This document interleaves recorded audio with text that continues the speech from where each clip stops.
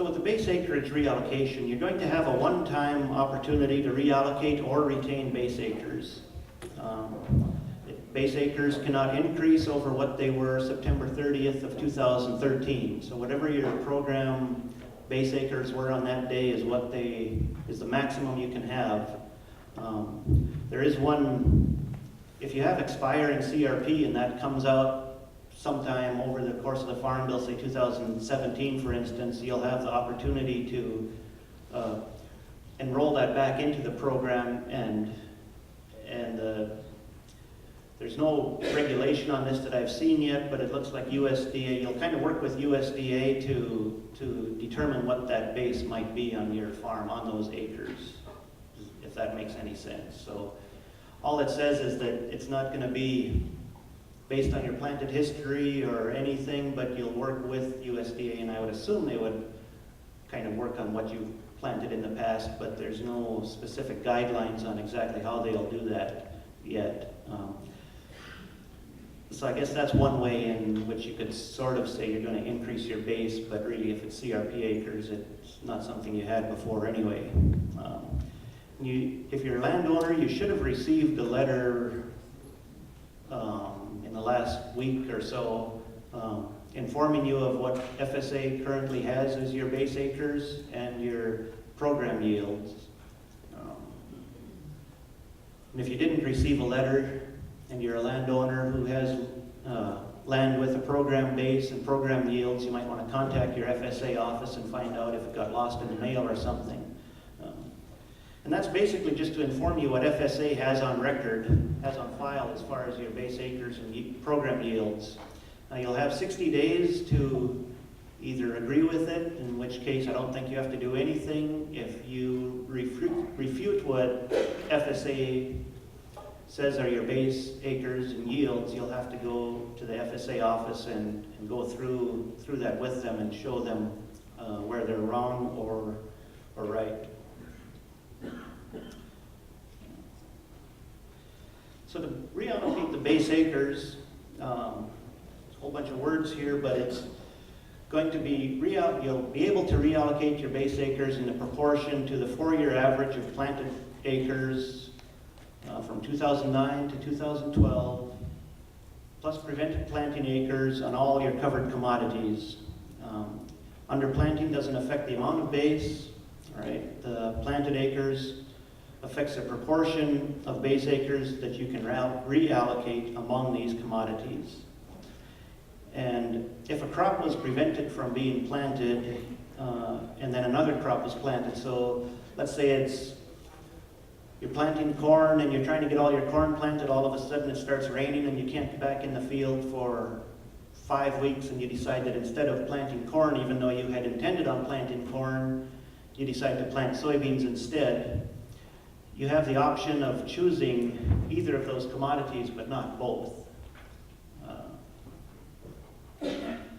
in your base reallocation formula. So there's no quote-unquote double counting, unless, I shouldn't say double counting. In the case of double cropping, you can sort of double count, but if you typically double crop, you're allowed to have, in theory, more base acres than you might have planted acres. But for most operations, the base acres is probably less than the number of planted acres that you're going to have. So here's a little chart. I hope everyone can see this, or at least it's on your handout if you can't see it. And a fairly simple example, if we assumed existing base for those 4 commodities, corn, sorghum, soybeans, and wheat, 250 acres, base acres of each one, totaling 1,000 total. In the next 2009 to 2012, those are the planted acres of each of those crops. You figure out the average of all those crops over those 4 years, and then divide that by the totals to determine the ratio of each of those crops to how much your planted acres were, and that's how you'll reallocate your base, if that makes any sense, if I explain that very well or not. So in the case of sorghum, we only planted 50 acres in 2009, and then we didn't plant any, so it was only 1% of the total acreage was planted to grain sorghum over the 4-year period, so we'll only have 13 acres of reallocated base.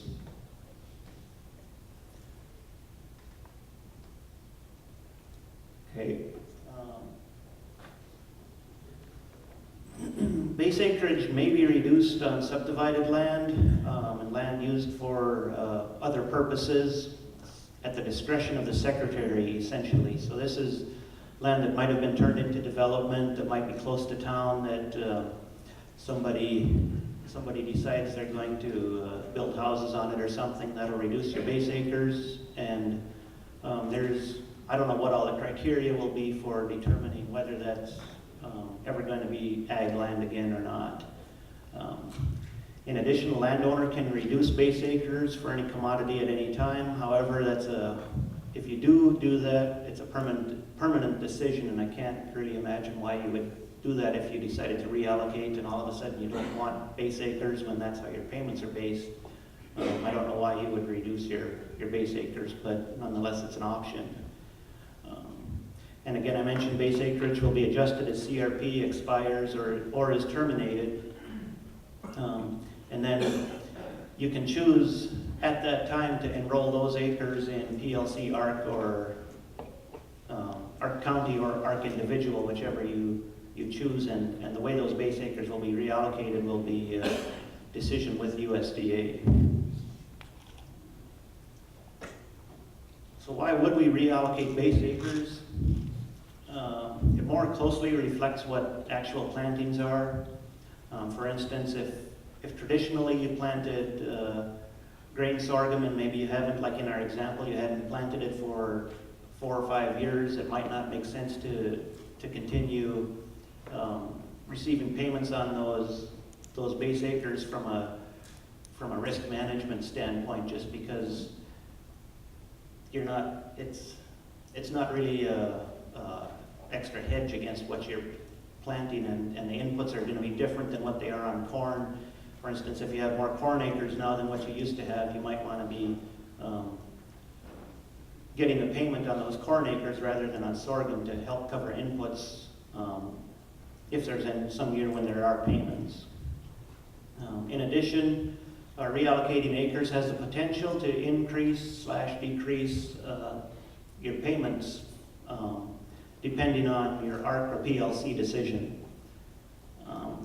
So it might turn out to be a very important decision, how you decide to reallocate or not reallocate your base acres, depending on which program you decide to enroll in.